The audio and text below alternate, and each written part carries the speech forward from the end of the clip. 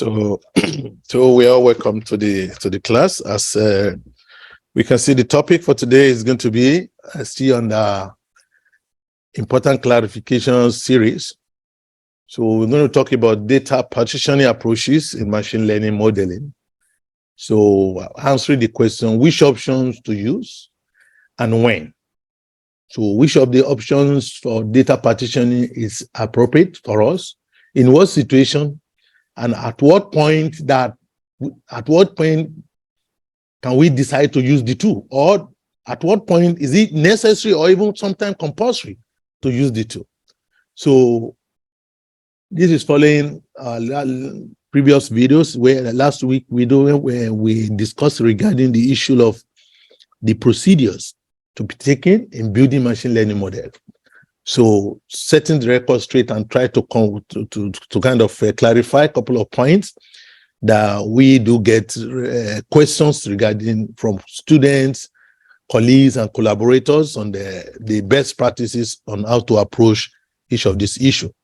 So today we're going to continue in similar in that, looking into what are the partition approaches that are available, and then which one do we go for, and when do we go for them at the appropriate time. So,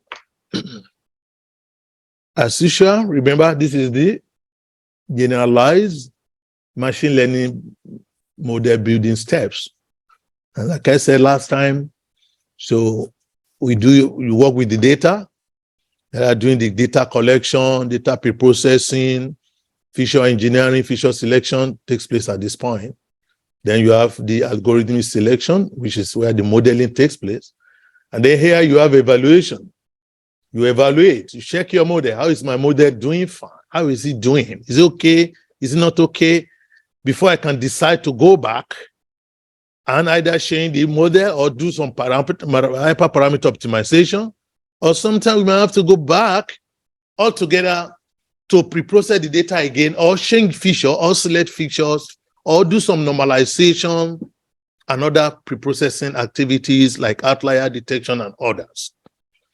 And we did mention last week that we don't need to get stuck with the data manipulation so that we don't really end up having mutilated data.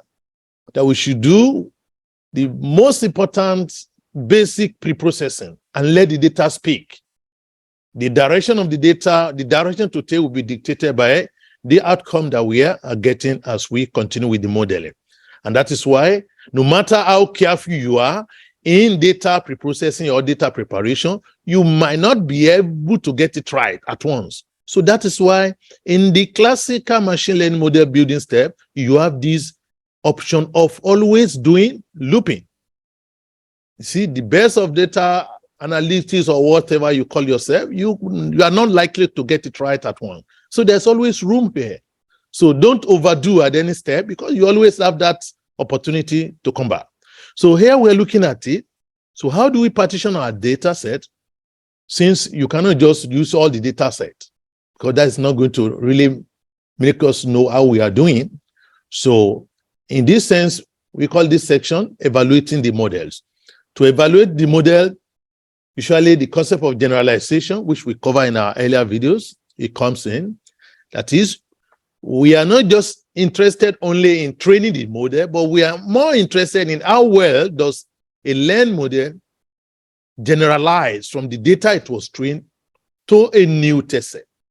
That is, the performance measure of your model that you are interested in here that will determine either you are going to go back or not is actually the measure of the testing set or validation set, depending on the option you are actually using.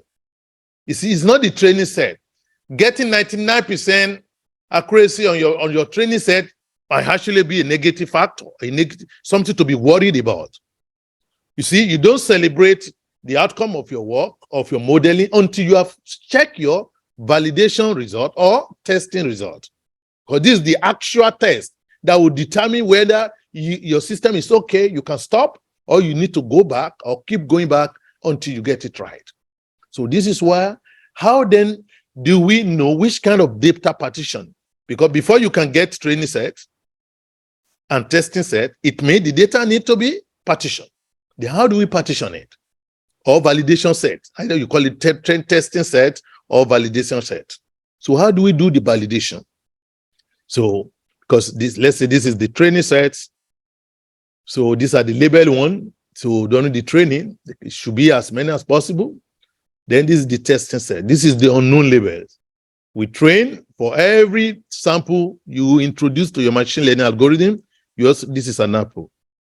This is an apple. This is an apple. Maybe this is pear. This is tomatoes. You keep introducing and telling the system. So this is training.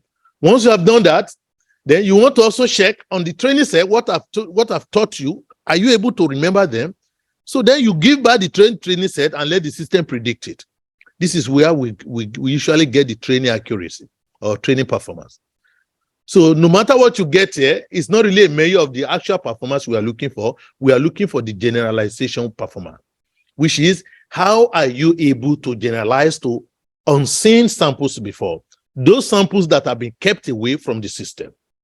Now, so in now trying to do the system, how actually do we go about it? So we said there are a couple of options that we need to look into. We call it data partitioning approaches in machine learning modeling. What are the approaches? Generally, there are two major types. We call one, the first one is called the Holdout approach or the Holdout method. And the second one is the n-fold cross-validation. Now, so when do we use each of these? Which one do we use for a particular problem? And when do we use it? These are the two questions that we need to answer today. So now for this one, for further detail on this, we can check out maybe our earlier videos on evaluation of models. We discussed them extensively. But today we are looking at the special cases because we notice people, when they do their modeling, they use sometimes wrong partitioning approach and the wrong place. And that could also affect the performance outcome or the reliability of their model. Now, this holdout method, as the name implies, means you are going to hold out some data set or data sample when you are training your model. You don't expose all your data to your model. Otherwise, there's no way you're going to be able to check if it's doing fine or not. So this approach are further divided into sub-2, when you can divide it into 3 sets, or you can divide it into 2 sets. You see, here you divide it into training sets. It could be 50%, it could be 75% training set, 15% for validation set, and then another 15% for publication set or testing set, as the case may be. This depends on the size of your data. If your data set is sizable, then the more the partition, the better. So you can go for these 3. You see, if you have sizable data set, you go for these 3 partitions. Because in that case, you can train with this, then check it with another one, and then later double check again with the final testing set. Some people call it publication set or production set. See, why the second option is just divide into 2. Any of these 2 you use is equally okay. That's fine. However, if your data is sizable, then you go for this. So you go for it. But if your data is not very much, then you can afford to go for 2. So this is for the holdout approach. And it's also very popular. However, the n-fold cross-validation, in summary, so in the n-fold cross-validation, we use it when your data set is very few, when you have few data samples, whereby dividing it might not really be an option. Then this is when you go for this. The data is so small. Imagine having you have 15 samples. Even sometimes you get 10 samples. Very small samples that dividing into 2 might not really make any meaning. So we go for n-fold validation. And then the other reason or where we can use it is we might also use the n-fold cross-validation to do hyperparameter value estimation on the training set. The training set we assign here, we can use n-fold to actually check out what's going to be the hyperparameter. We'll come back to that shortly. Now, so this is the training and testing, the holdout method, where you divide your data, you hold some out. So So this is the idea is you have you train each model on training data, and then you test each model on to check the accuracy. And this the testing set that we are actually very much concerned with, or validation set, as we move on. So because a problem of overfitting or underfitting can come up, we'll have the opportunity again to clarify these 2 points again, hopefully later in later videos, inshallah. So for the training and testing, which we call the Holdout method 1, you divide your data into 2. This is your data set, divide into training set and the testing set. You use this to build the model, and then you use this one to check if the model is doing fine or is not doing fine. So, yeah, of course, still on that Holdout method 1.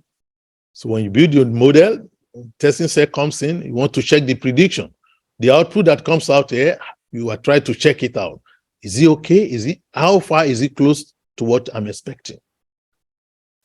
Now, the second type under the Holdout method, we can call it Holdout method 2. This is where you divide the data into 3: training, validation, and testing. And like I said earlier, it's a function of how much data set you are having. The more the data set you have, then the more you can go for this kind of multiple partitioning. But if the data is not very sizable, when I say sizable, it's relative term, actually.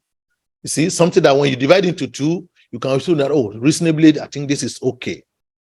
So in this case, you have the testing set is totally outside the model building block.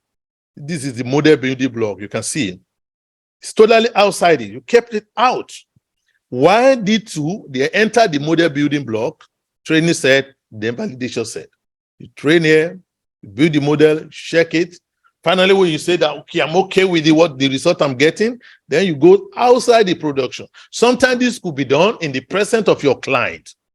Actually, this actually can be the data that is supplied separately from the initial one given to you. Maybe your client gave you like 1,000 samples initially. So, and they say, okay, we still have more, but we'll give you later. Okay, that's fine. You use the first one, divide into 2, training and validation. And the third one, you bring it in as the testing set. You do it outside the model building block. See, and it's very advantageous to have that because it's really made even your client to be satisfied that, yeah, you didn't actually use that particular final one. The system has never get exposed to it. Even though if you have only 2 partitions, it is also fine. The principle is you only use one for training. The second one should never be exposed to the system. I mean, the label. So once you do that, either Holdout method 1 or Holdout method 2, any of the 2, they are equally acceptable. However, having the 3, maybe we can say that has more edge, but that is if you have enough data set.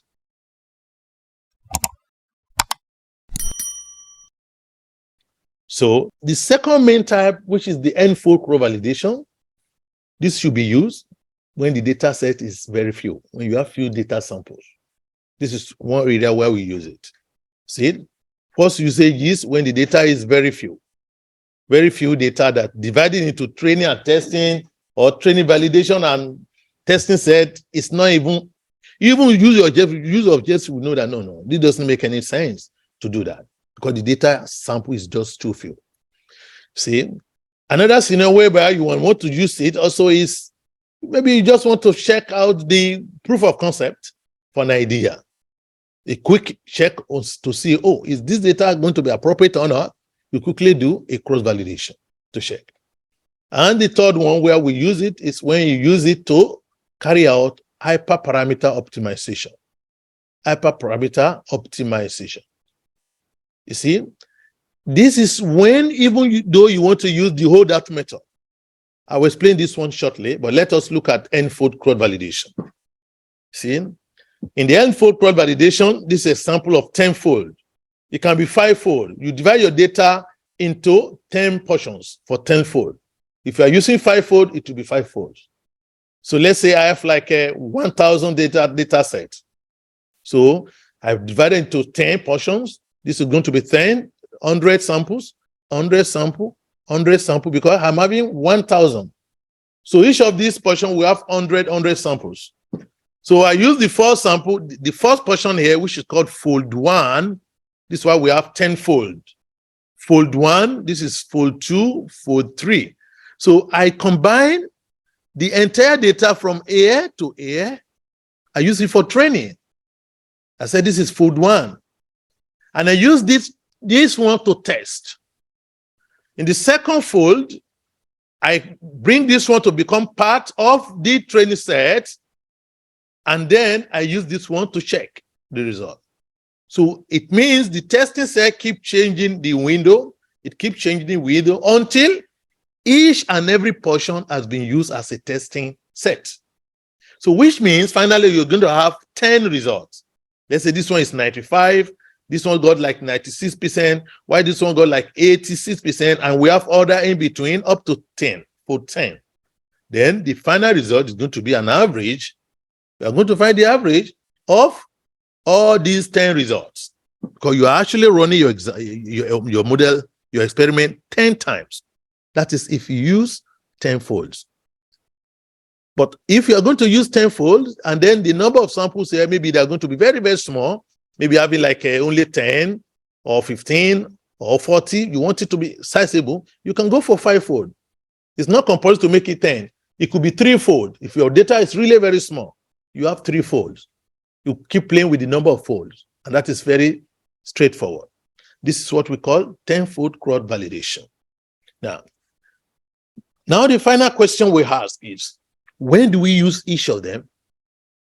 See, where do we use it? Each of this approach. We have established if your data set is sizable, you have a reasonably big size of your sample, you go for holdout approach. And the reality is that in the holdout approach, this is the approach you actually use to deploy model. If you're going to deploy model for your client, you cannot use n-fold cross validation to deploy model. You see? So you need to go for holdout method, whereby you're going to partition your data to sizably training set, like maybe 70% training, then 15 for validation, another 15 for testing. This is okay. See, if you like, you can make 50. If the data is really big, then you have 50% for training, because it's good for the training set to be very, very sizable so that the system can understand what we are dealing with. So this is one way where you use if the size of your data is considered sizable or big. The second thing you need to know is, even when your data size is big, once you divide your data into 2, see, I want you to pay attention to this clearly. Once you divide your data into 2 or to 3, as the case may be, you are keeping this one away while you are building your model. So you can use this training set. You need training set is what you should use to check for, use it to find your hyperparameter values. Hyperparameter value. What are the correct value of hyperparameter?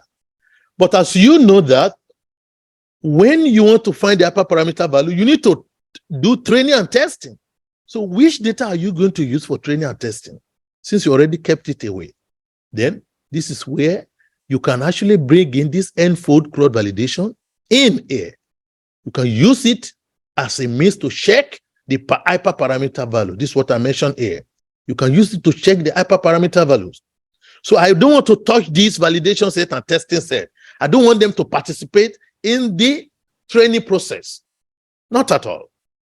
So I use this 50% of the data or 70%. I then subject it into n-fold cross validation. It could be 5-fold, it could be 10-fold. So that while I'm searching on the hyperparameter, I'm not touching the validation set. Because this is one of the pros for those people who oppose this idea of just dividing your data into 2. Because often people divide data into 2. They use this for training and they use it for testing. Even during the hyperparameter process, hyperparameter tuning process, you see, they also use this for training and testing. It is believed that during the change of the hyperparameter, your model is having an idea of the testing set. because you use the testing set to change the value of your hyperparameter, which makes some people to believe that it means indirectly your model might already be biased to the data set you are using. So this is why people seriously frown at when you use only 2. Like I said, you use division into 2, it's fine. But what you use it, just divide into 2, keep this one away in your hyperparameter. Don't use it for hyperparameter checking. No. Use the n-fold cross-validation on this 75%. So that this one is never used for hyperparameter tuning. It's never been exposed to the model in any way. You only bring it in for testing. If you can do that, this is perfectly okay.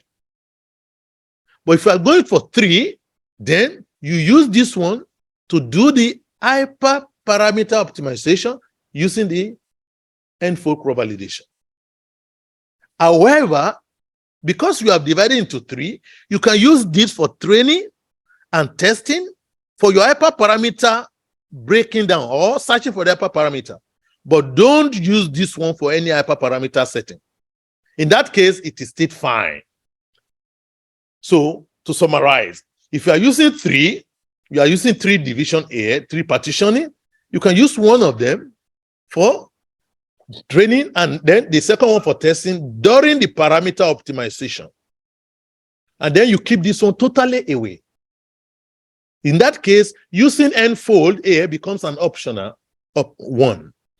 However, for this second one, where you only partition your data into 2, then you have a little option here. You need to use A. The n-fold cross-validation should be considered.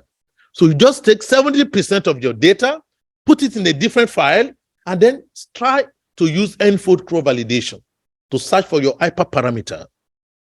So once you get the hyperparameter fixed, then you now bring in the data set now. If you are using, either you are using this or this, now doing the final training, using the hyperparameter you have searched for here, and then bring in the testing set to finally check what is the outcome of for my modeling. Because no matter the performance of the training set, you don't celebrate that until you have tested it using the holdout partition that is meant for that. So this is a clarification for when you are supposed to use and how you are going to use these different methods. As for the n-fold cross-validation itself, if your data is few, you don't even think about this. You have very few data sets. Forget about this one. Just go for this n-fold directly. So you use it on your data set that is few. This is where you use n-fold. And the second usage is you use it as a component of holdout method when you are searching for the hyperparameter, because we don't want you to use the testing set to check the performance of the model while you are working on hyperparameter. Because in that case, your model will be fitted unknowingly to the testing set, which is going to make your performance to be extremely maybe high, but in reality, it might not be able to scale to that when you deploy it for the actual usage. So these are the places where you use the holdout method and then the n-fold cross validation. So this is what we are going to have for the day. So we give room for clarification or question that might have crop up in our mind while we explaining this concept. So I do hope it is clear, but if there's anything that is not clear, please let us use the opportunity of the question timing to do that. So I single out this particular clarification because we've had several cases where people were working. So once you are working on n-fold cross-validation is fine once your data set is very few. But the moment your data size is a little bit much, the question that reviewers will ask you is, then where is the final model? See, the n-fold cross-validation is like just a proof of concept. So after you have used it to check if it's going to work, if your data is so small, that's good. You just use it. You can set it to any review house. That is fine. But if your data is sizable, the next question they're going to ask you is, okay, why is the model? Why don't you use holdout method on your data set? So this is where the enfold and the holdout method can come together. You use the enfold cross validation if your data is accessible. So you use it on the training set to check for hyperparameter settings. You don't use the testing set during the hyperparameter setting. This is very, very important to take note of. However, if your data is really very few, then you have little or no option. You have to go for the enfold cross validation. And I hope that clarifies. So we're going to give room for questions and clarification. Thank you very much for listening.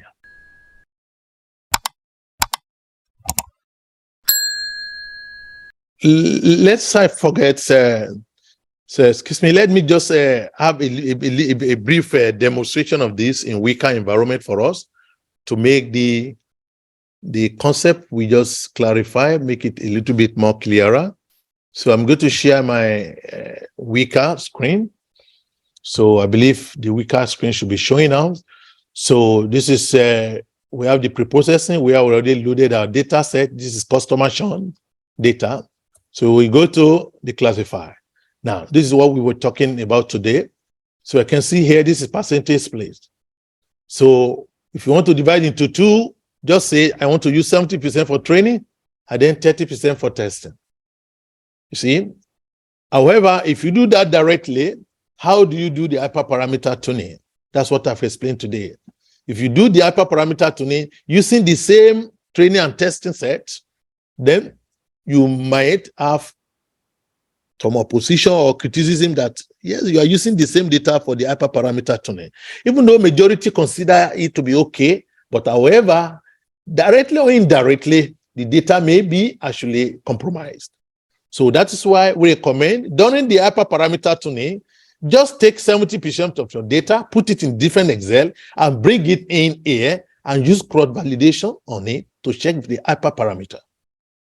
Once you are done with the hyperparameter, now you bring in the complete data, you see, and then you can now do this 70% training and the testing, as the case may be. And if you want to partition into three, so what do?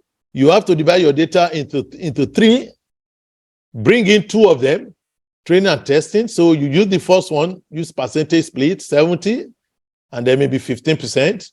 And then once you are done, you build your model. Then you now use supply testing set. This supply testing set will give you the opportunity now to supply the third category of the data set.